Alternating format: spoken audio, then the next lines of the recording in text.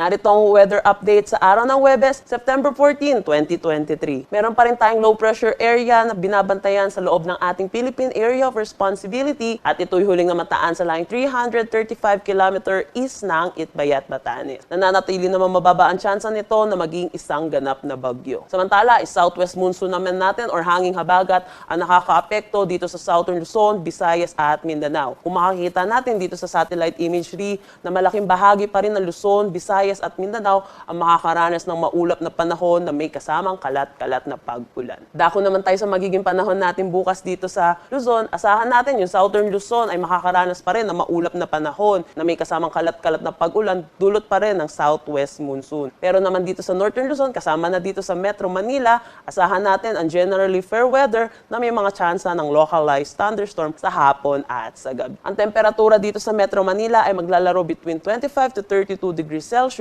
Lawag 25 to 31 degrees Celsius, Baguio 17 to 24 degrees Celsius. Dito sa Tugigaraw 24 to 33, Tagaytay 23 to 29, sa Legazpi 25 to 31. Para naman dito sa Calayan Islands at Puerto Princesa, asahan natin ang 24 to 30 degrees Celsius. Dito naman sa Visayas, asahan natin yung western section ay makakaranas pa rin ng maulap na panahon na may kasamang kalat-kalat na pag-ulan, dulot pa rin ng southwest monsoon. Pero dito naman sa nalalabing bahagi ng Visayas, pati na rin sa kabuuan ng Mindanao, asahan ang generally fair weather na may mga tsansa ng localized thunderstorm. Dito sa Iloilo, maglalaro ang temperatura between 26 to 32 degrees Celsius, Cebu 25 to 32, Tacloban 26 to 32. Sa Zamboanga 24 to 31, Cagayan de Oro 25 to 33 at Davao 25 to 33. Wala naman tayong nakataas na anumang gale warning sa anumang seaboards ng ating bansa, pero asahan ang mga slight to moderate na pag-alon sa ating karagatan. Para naman sa 3-day outlook sa mga piling syudad dito sa ating bansa,